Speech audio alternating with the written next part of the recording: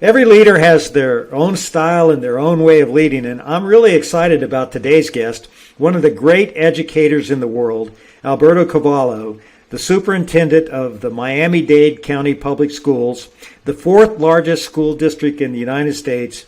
And as you'll learn, Alberto leads with vision, action, and hope. Alberto, I want to thank you so much for taking the time to have this conversation. Thanks, David. Really appreciate the opportunity. Let's get started. Well, you have a huge challenge at Miami-Dade. I mean, it's a very unique school district. Give us a snapshot on what makes it so unique. Well, number one, let's start with the fact that we are the fourth, soon-to-be third largest school system in America with over 350,000 students, coming from over 160 nations, speaking in excess of 70 languages and dialects. Wow. Yeah, 74% of them are poor.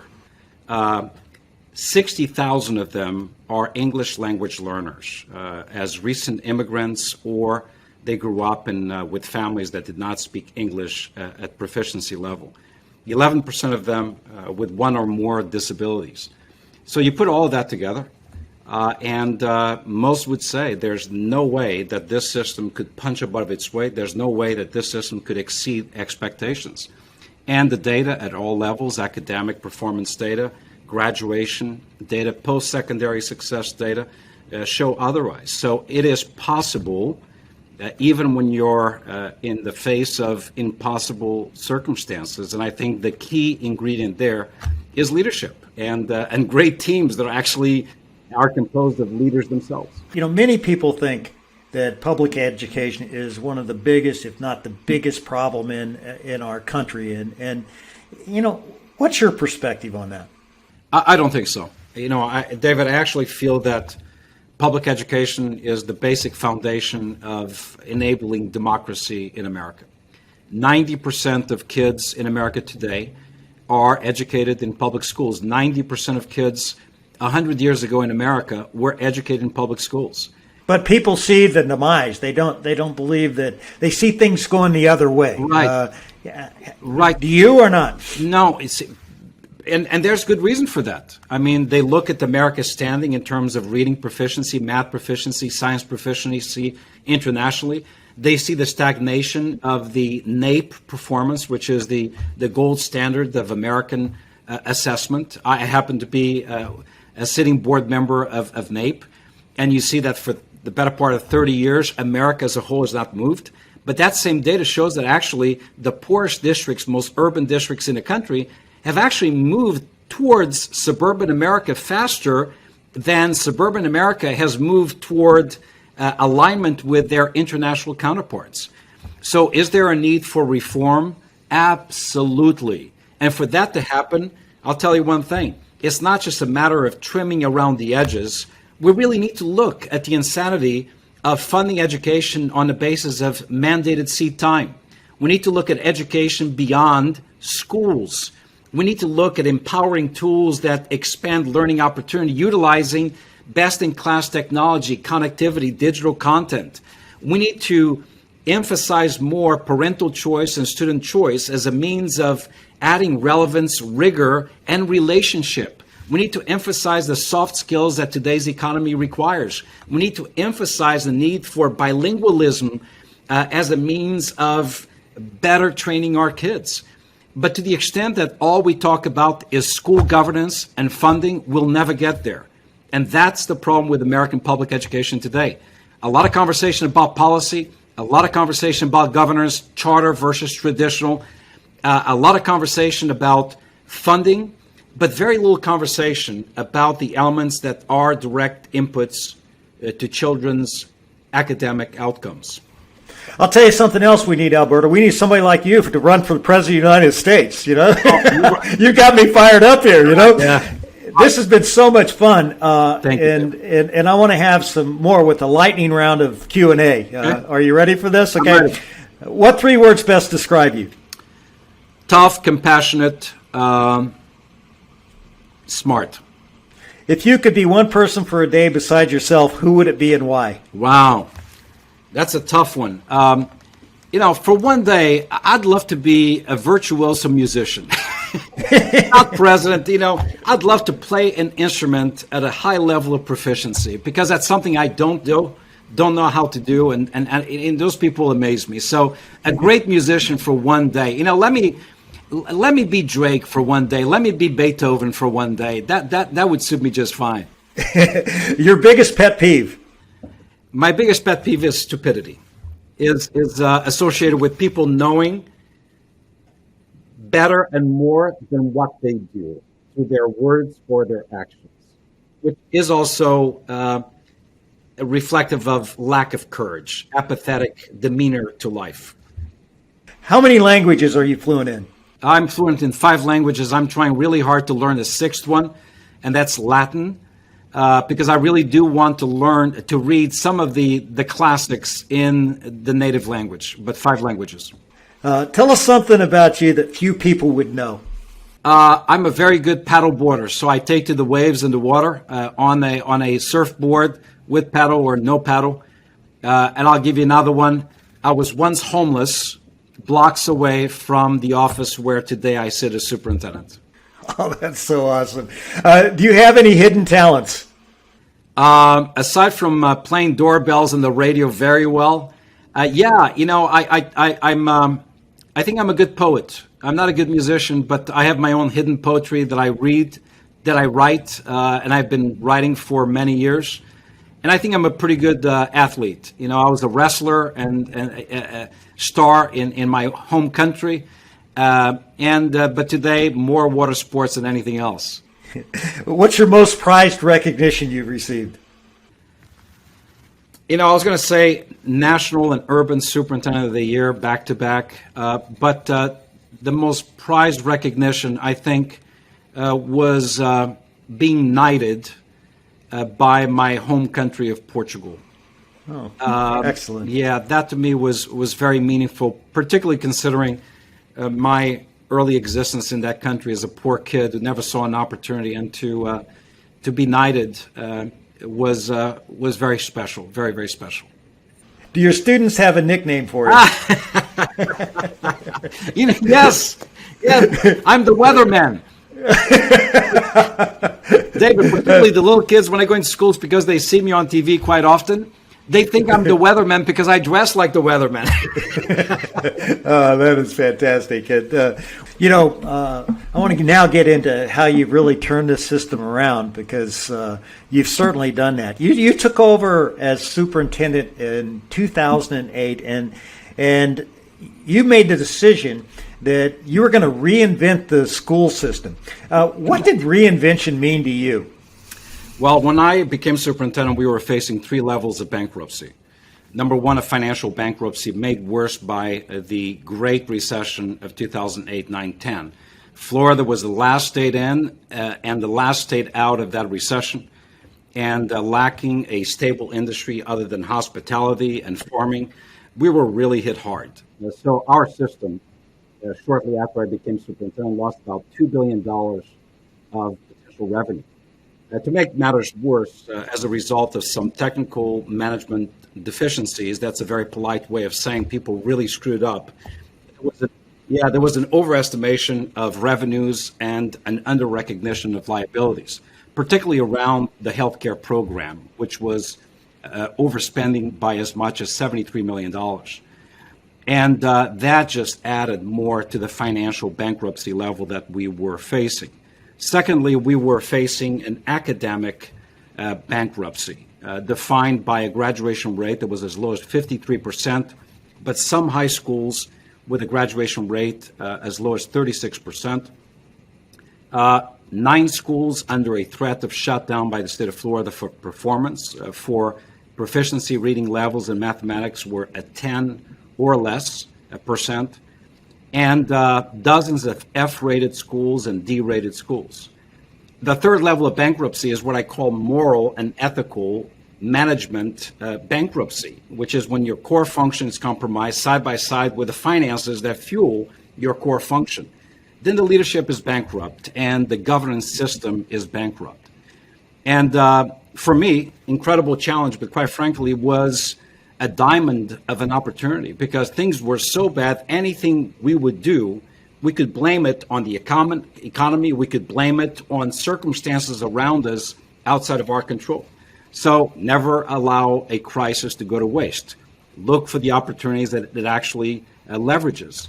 And we certainly took advantage of that. And we decided to ride this tsunami of economic conditions as an opportunity to, number one, slay the sacred cows, two, to divest ourselves of poor performers as far as the workforce is concerned, renegotiate contracts emphasizing on productivity, on results, on outcomes, not just inputs driven by time spent at work, and reinvent the school system on the basis of choice, parental choice.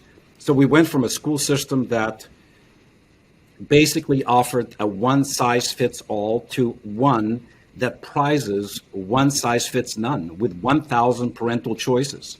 So as some in the country were complaining about charter schools and vouchers, we said the tsunami of choice is upon us. You cannot outswim it, outrun it, you cannot dive under it. The only way to deal with it is by riding the top, surf it. And that we did. And today, David, look, graduation rates are at 93.1%. We have over 1,000 choice programs, 3 years in a row that we are an A-rated school, 0 F-rated schools, 0 D-rated schools, best system in the country in advanced placement, college, board, coursework, best system in the country as far as choice through Magnet Schools of America, and award after award for financial management, and 2 referenda passed right here in Miami, bringing in excess of $2 billion for teacher salaries, construction, and technology because of the results that we were able to amass. We turned them into political opportunities with the voters in our community. That is absolutely fantastic and such good news for America. I would expect with those kind of results and that kind of turnaround, you'd have a lot of other superintendents coming and visiting you and figuring out what's going on. Is that the case? That is the case. And not just superintendents, school board members, ministers and secretaries of education from other nations, as well as commissioners of education from different states. You know, everybody wants to know what the secret sauce is. Yeah, where do you go yourself now as you think about taking your district to the next level? Where's your source of inspiration and learning? It's a very good and difficult question to answer because some of the best practices now that we look at are actually at the international level. So, and we've become very good at actually looking at our challenges still, where the gaps continue to exist and persist. And we've become very surgical in our identification of possible solutions. So we're very intrigued, for example, with the German, career and technical programming. We're very intrigued. Now we know the why and the how. How Finland has remarkable student achievement results in an environment that is 100% unionized, and a very liberal approach to education. We're interested in Singapore's math results. We're interested in Shanghai's math results. We're very interested in Portugal graduation improvements over time. So we look certainly at best-in-class performers in this country. There are defying expectations, and Chicago has taught us some things. There are some best practices emanating out of Boston. We're also looking at the international landscape for very specific solutions to enduring challenges in Miami-Dade. Alberto, that's fantastic, and all leaders need to really be looking at specifically where you can go find the best practices on specific things, not just general. And I want to get back to one of the things you mentioned earlier. When you were turning around the system, you had to make some tough calls. As I understand it, you took out 9 principals from underperforming schools. That kind of seems like most people think that can't happen in education, and that you just got to put up with the status quo. How did you go about doing that, and how do you hold people accountable today? Well, so we needed to be bold in what we would do to, quite frankly, obtain results that were truly extraordinary very early on when the window of opportunity was wide open. And that window of opportunity speaks to how recently I had been appointed as superintendent, but also the economic conditions around us, which gave us, powerful opportunities. Leadership matters.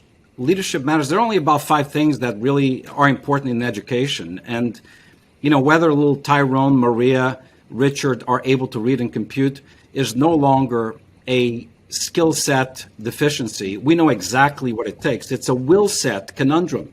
Do people have the political courage, the professional courage to do that which is right for these kids? Or are you just going to go with the flow, with the current, because you do not want the blowback? So early on, we recognized that principals are the captains of our industry. And they hire teachers, they set the tone, they implement curriculum, they are the negotiators with the community and the business community surrounding their schools. And look, I remember having meetings with the 9 principals of the 9 schools that for decades had never been anything more than an F or a D. Graduation rates were low. And in conversations with these individuals, they did not inspire in me, nor did they have a repertoire of data that would support them remaining in their positions. So I fired 9 principals within 2 weeks of being a superintendent. And my God, I remember the board chair threatening to fire me because in 90 years, they had not fired 9 principals. So it was tough. I went through fire, survived, came out of the other end a little singed. But, those experiences toughen you up. And I kept going. And in the next few years, we replaced, through promotions, demotions, terminations, over 80% of Miami-Dade's leadership. Wow. Yeah, and we hired data-driven, strategic, smart individuals who are courageous in embracing a tough agenda, are great executors, great implementers, but they're also very honest in terms of their own results, allowing for this continuous improvement approach to the work that forces a recalibration based on performance. You've said, and I quote, ability is evenly distributed, however, access and opportunities aren't. How has this mindset affected you and the actions you've taken as a leader? So, David, I want to explain why that's so fundamentally important to me. And by the way, I'm not the original author of that pronouncement. There are many different variations of that. But look, we're all genetically, and our children are genetically similar, identical. Same number of chromosomes, which means that the ability, it is evenly and balanced in a balanced format distributed across all human beings. But your early access to opportunities, high quality educational opportunities, a great teacher, a great principal, support networks, literacy at home, literacy at school, access to the arts and music, that is not guaranteed for every kid at the same level. And this is where the issue of equity comes in. If you want equal results, you need disproportionate inputs that recognize the conditions that different kids face. Now, where does my strong belief in this premise come from? My own growing up. I'm one of 6 kids who grew up in poverty. Mom and dad had no more than 6 years of formal education, meaning neither one of them got past 3rd grade. Dad was a custodian. Mom was a seamstress. And my 5 siblings did not graduate high school. I was the first and only one to graduate high school until years later, a much younger brother who's much like a son to me, was able to do so. And today, because he had the opportunity, he had the access enabled for him, he's a medical doctor. So, what was different between me and my siblings certainly was not intelligence, was not height. They're taller than I am. They're better looking. It was one of access, was one of someone being my intellectual chaperone, my mentor, that allowed me to see a horizon that would stretch beyond my immediate circumstance and condition.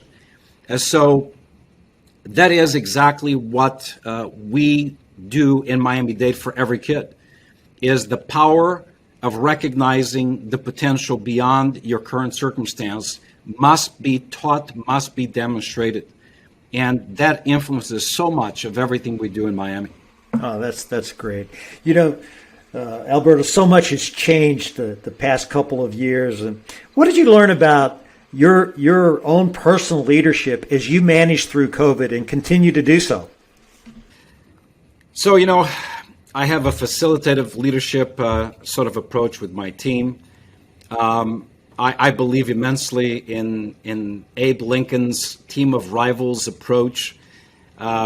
Surround yourself, whether they were foe or friend, with the most remarkable minds who are the best at what they do, and have them embrace a vision and subscribe to it. They don't have to subscribe to a king, but subscribe to a vision that is powerful.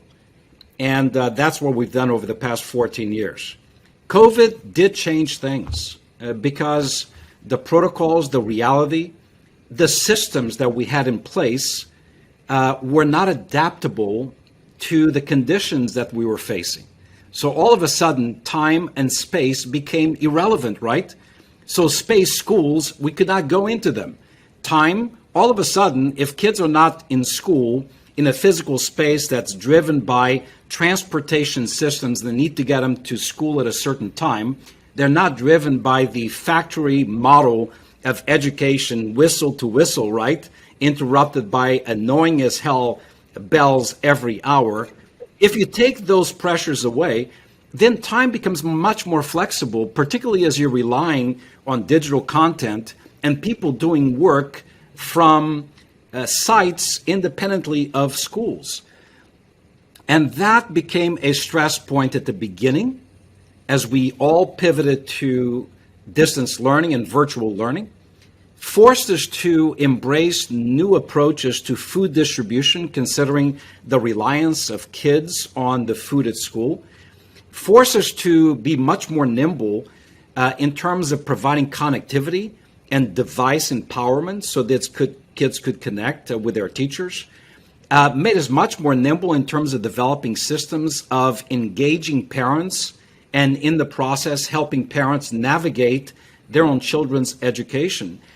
But I tell you one thing, within months, a few months, teachers became students all over again to learn the new modalities and the new approach to work.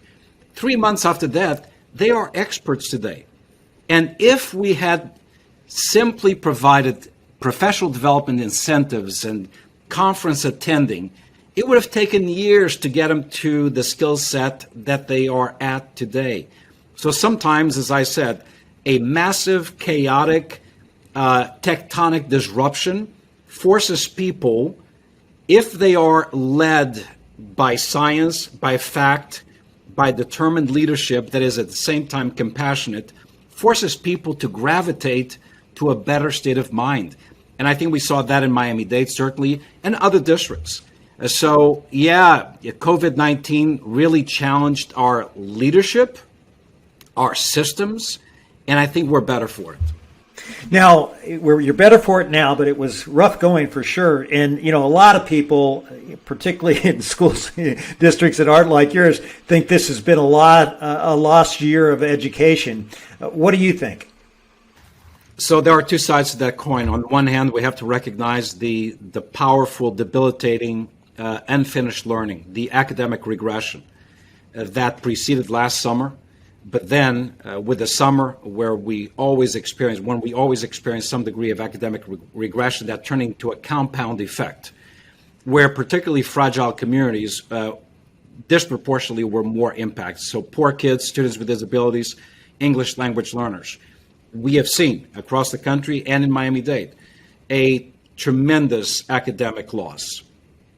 But I am very confident. So in as much as we saw that academic loss, we saw an increase of skill set accumulation, particularly around the management of technology, virtual tools, remote work, utilization of the technology to accelerate and simultaneously to remediate student learning.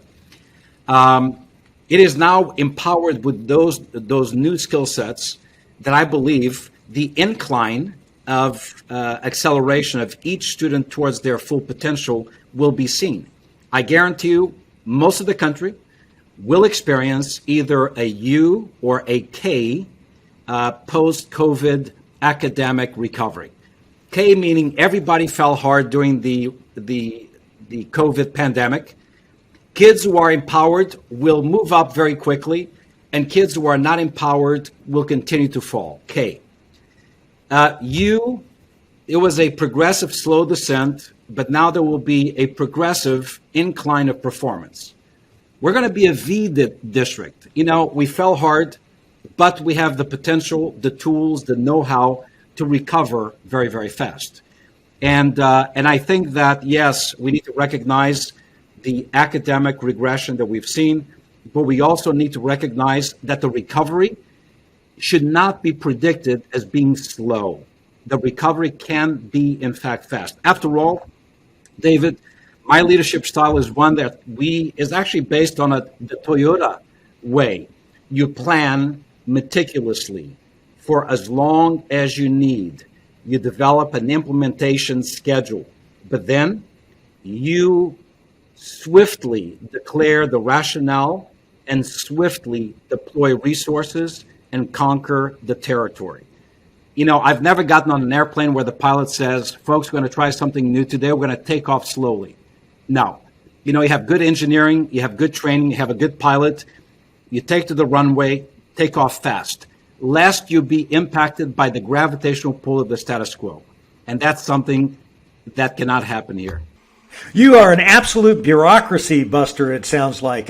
How do you make that happen, and how do you cascade that in your organization where people are on the lookout for waste and, you know, inactivity? You know, every year we go through a process where we analyze the outcomes of everything we do.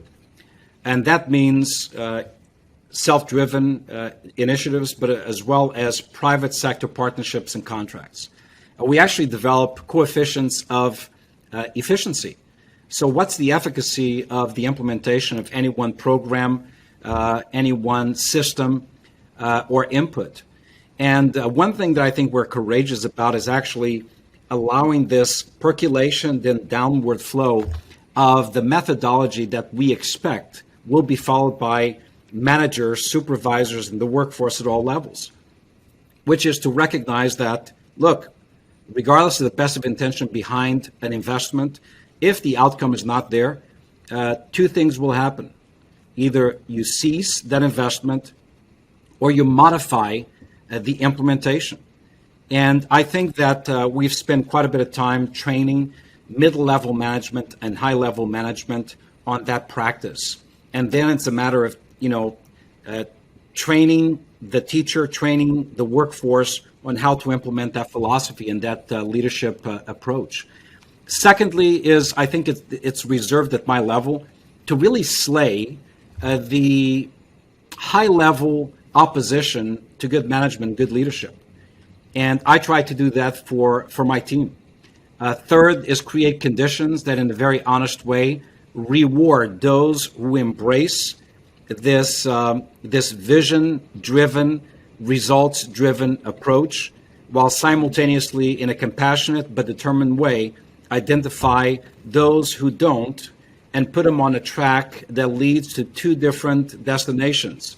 One is professional development to remediate the lack, or termination, or progressive discipline. And it really boggles the mind why, in my opinion, there aren't more people who do that. I've surveyed, speaking about leadership, how many principals lose their jobs across the country any given year? And it seems like everybody's excellent. And we know not everybody's excellent. So we ought to be respectful of a professional's humanity, but not at the expense of the children they serve. And that, to me, is the main leading factor that orients, quite frankly, the courage we need to have to lead. Absolutely. And in addition to being tough-minded, you're a true innovator. And I understand you've brought the idea of franchise schools to Miami-Dade. Now, being a former restaurant executive where we had all kinds of franchisees and franchise, I'd love to know how you've done that in the school business. For many decades, we had some degree of choice in Miami-Dade. So right now we have a number of schools on the U.S. News and World Report, the best schools in America.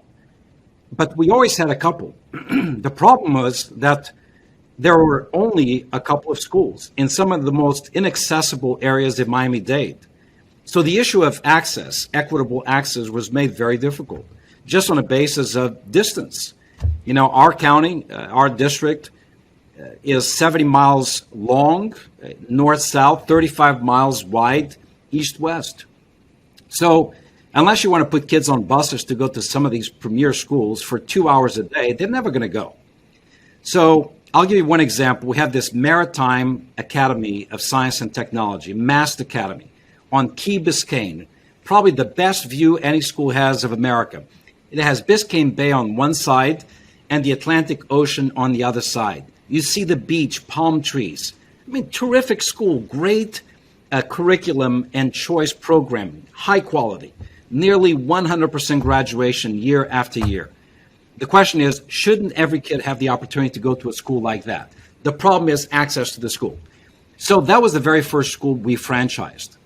So we took over a hospital that had been abandoned, acquired it at a very good price, acquired a building that used to be an office building, and we went through an extreme makeover, partnered with a local public university for them to loan us space, utilized a school that had lost membership as a result of performance, and we created 5 different replicas of MAST with dedicated principals who shadowed the principal at MAST, understood the program.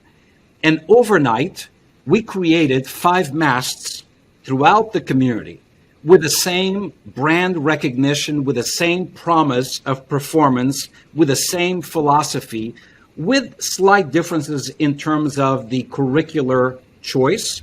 Some specialize in engineering, robotics, hardcore math, physics, science, astronomy, and maritime or health sciences. And I'll tell you, just within a couple of years, these schools actually began to outperform the original MAST. And a competition between the MAST franchises began to take place. And I have to tell you that this past year, MAST Academy at Hialeah, which is a very socioeconomically depressed area with a high percentage of English language learners, was the highest performing MAST in the history of MAST. So yes, franchising, great concepts, great products, great approaches, has worked in the private sector for a long time. I have never seen any reason why it couldn't work in the public sector. We have proof and evidence of that. That's outstanding. I love it. You know, I understand that in addition to being a superintendent, you're also the principal of what is called Iprep Academy. Can you tell us a little bit about the academy and what makes it special, and what made you create this school? So Iprep Academy, number one, I feel that you ought to lead from the front. I don't lead from the rear. There's no bunker mentality where the general sits and looks at maps all day. I'd like to, empowered with today's tools, lead from the front. To the extent possible, I like to demonstrate that what I'm asking people to do, I myself am willing to do alongside them. So I still teach physics, and I am the principal and founder of Iprep Academy, which was designed on the basis of an iPhone. So my daughter, when I first got an iPhone years ago, she was mesmerized by it. And she said, Dad, I just love how I can walk, literally, figuratively, the iPhone through all of my needs. So simply by, clicking on applications. And this is the coolest thing in the world. Inspired by my daughter, who did not like bells, who did not like traditional government-style school furniture or the food that we served, did not like to ask permission to go to the restroom, and certainly did not like to ask permission to eat something or drink something. That's how Iprep was envisioned. A school that actually would be focused on the student, the students' needs, how they live, learn, entertain themselves. Also empowering teachers, take them from the front of the classroom to the middle of the environment, and rather than rote learning, allow them to be knowledge facilitators and enablers. And then create all of this in a loud, colorful, student-designed environment where the technology is so important, but it does not seem that it is indispensable, even though it is. So every student gets a device. There are powerful algorithms behind the curtain that we see, but the student doesn't see.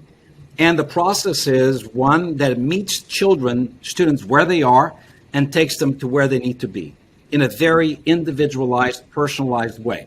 It's a school with no bells where students can sit on a beanbag if they want. They can run a mile on a treadmill or on a stationary bike as they have their devices plugged in and they're doing simultaneously algebra or reading Shakespeare, where IKEA comfortable furniture has replaced much more expensive, uncomfortable industrial furniture. So that exchange of student responsibility for increased autonomy while empowering teachers to do what they do best has really revolutionized the school. And why not throw in some sushi and vegan meals for the kids who need it? You know, it doesn't cost any more. So that's Iprep. I love it. And that's a great example of choice. You've just given us two, your franchise model and this. And would you mind telling our listeners exactly what a charter school is and what the role of charter schools plays in your district? Because a lot of districts, it's sort of an either or. There isn't the magic of the and. Well, we've created innovation there too. So charter schools are basically schools that are publicly funded, but they are privately managed by entities that may be for-profit or not-for-profit as management companies. So they receive state funds. They have usually a lottery process by which they take in student membership, and they relegate the management rather than the elected school board to a management entity that may be for-profit or not. In the state of Florida, the students follow the same standards, the same curriculum. Teachers still need to be certified. Aside from that, the management is very, very different. In charter schools, the vast majority of teachers are not unionized, as opposed to about 40 to 50% of teachers in the public school systems, not only in Miami-Dade, but across the state, being unionized. That basically is the difference.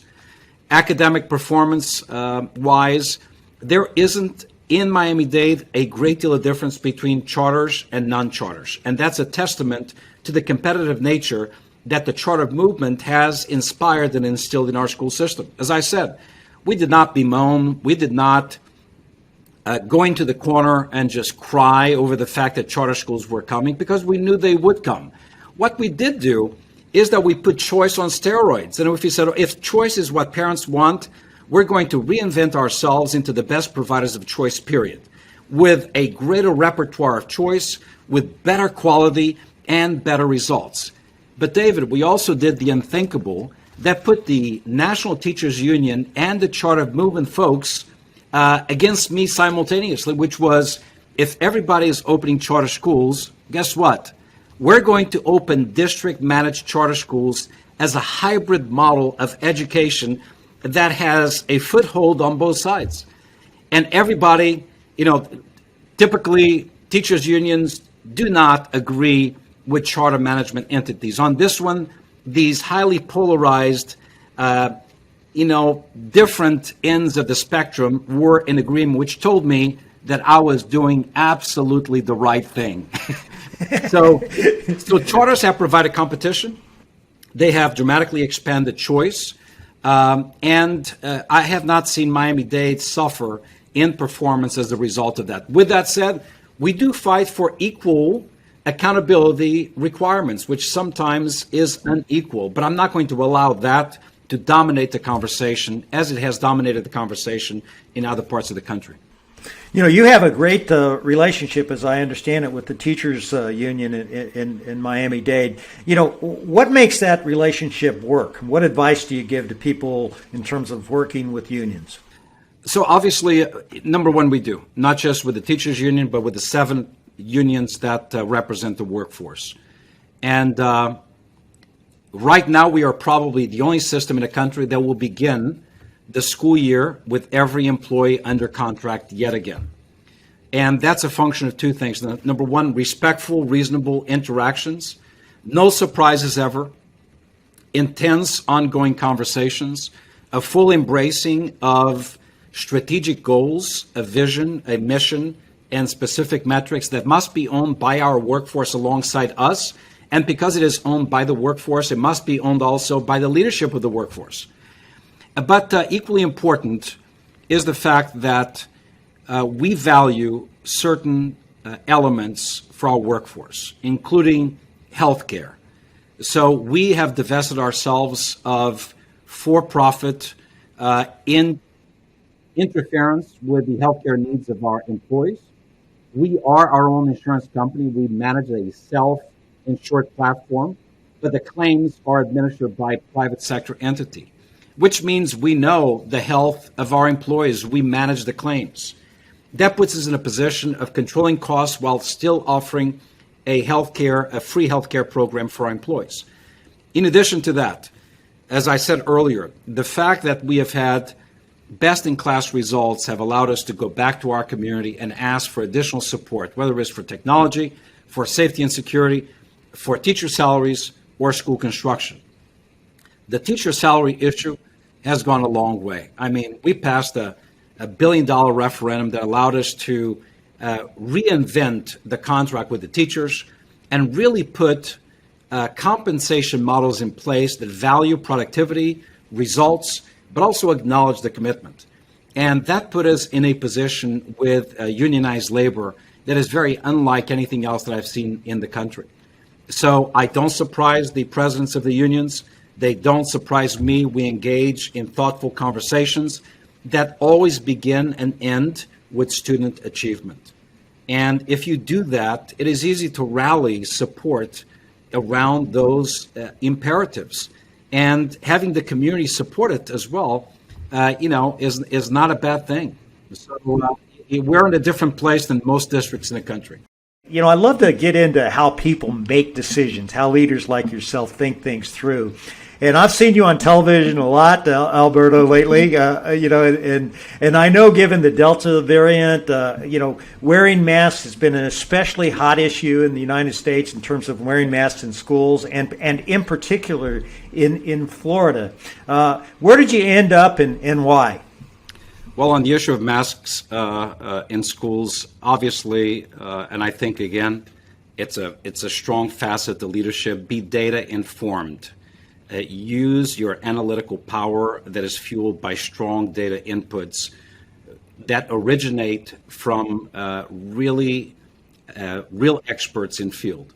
So we created about a year ago a task force of public health and medical experts, inclusive of not only immunologists, epidemiologists, but also pediatricians, and the former, under President Obama, and current U.S. Surgeon General of the United States of America, Dr. Vivek Murthy, who is a graduate of our public school system. And we posed to them all of the situations, conditions, protocols, hypothetical scenarios that we could face. And what we accumulated in response to our questions was, quite frankly, a host of responses to possible scenarios, most of which we have seen unfold before us. So on the issue of masks, it is, number one, sad that this issue has been so politicized, so radicalized, and so weaponized for nothing more than political personal gain. We have remained steady under the advice of our experts. And for me, it was an easy decision to make, despite the incredible political pressure and threat of consequence. Our decision is anyone in our school system that goes into an indoor environment has to wear a mask with appropriate accommodations based on medical endorsement, and certainly inclusive of the challenges that students with disabilities, students who have an individual educational plan or an ADA accommodation, as well as adults. There have to be accommodations made for those. And, I took this issue to my board, got a 7-1 nod to move forward, and we feel very comfortable. But look, I did not venture into this alone. I had experts, I had data behind me, I had a community that had been sensitized to rational pronouncements that became a chorus of support for what I believe was an inevitable conclusion and protocols moving forward. Thank you for your support of our Lead for Change leadership program in middle schools and high schools in your district, where we teach people, taking people with you skills and community service. What's your perspective on specifically teaching leaderships in schools? If we don't teach them while they're young, quite frankly, the opportunity to really inculcate upon them leadership skills, really teaching them how to recognize the opportunities that are sometimes hidden within the challenges before us, recognizing strategy, refining execution skills, and really having the honesty to recalibrate based on results. If you do not teach that from the time kids are in school, quite frankly, later in life, it will be much more difficult. And I think we've seen a couple of generations where that has happened, where, they're good workers, but they're not necessarily demonstrating or exemplifying great leadership skills. So this is about expanding the ceiling of opportunity by teaching the recognition of opportunities for the full manifestation of strong leadership. And I think that starts early on in the kids' school career. We're about to wrap this up because I know you're really busy. I could keep going. I've got a lot more questions because what you've done is so amazing. But what 3 bits of advice would you give to aspiring leaders? Know who you are. Know what excites you. Find a place in an organization in the field where you can marry who you are, your skill set, and the excitement about it. I've never met anyone who was terrifically successful at something they did not excel at and that they did not love. That's why you were successful, and that's why you're successful, David. You're an expert at what you do, but you have passion for it. And expertise and passion are unbeatable. You have a 24/7 job. Any advice on how to balance competing priorities? Yes, look, there's always enough money and time to do that which is important to the extent you prioritize it, to the extent you assign value to it, right? And not all things are equally valuable. So, professionally speaking, I know exactly what the priorities are. They all begin with students and end with students. And everything needs to conform to that. At a personal level, getting good sleep, good rest, having good supportive friends and family, making time for them, exercising, eating well, cannot be abandoned for the sake of your professional life. And I think having that balance is important, critically important.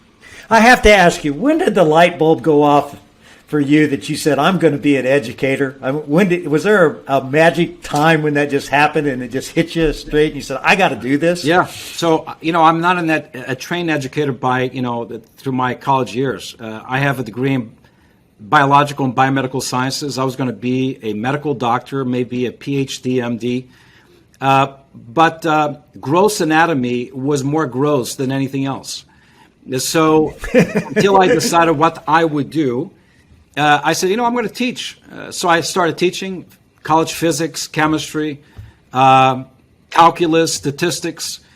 And I said, I'll do this maybe for a year or two.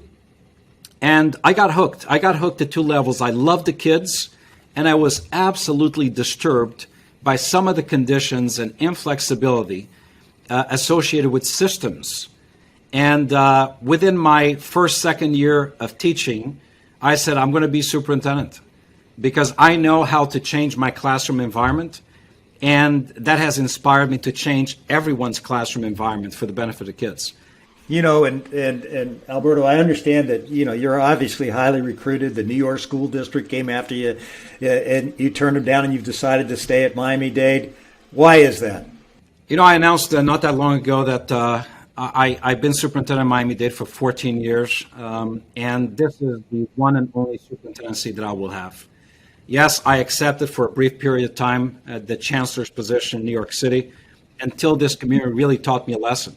This community did something I didn't expect. They revolted against my acceptance of the chancellor's position in New York.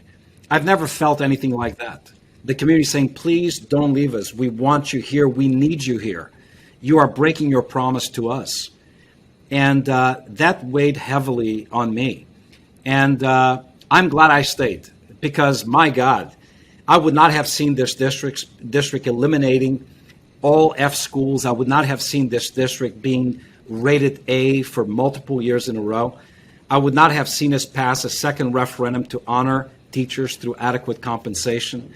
I would not have seen myself as National Urban Superintendent of the Year. So at all levels it was the right decision, but I have to tell you it was a very emotional tug on the basis of a community saying, you're divorcing us, and what do we do with the kids?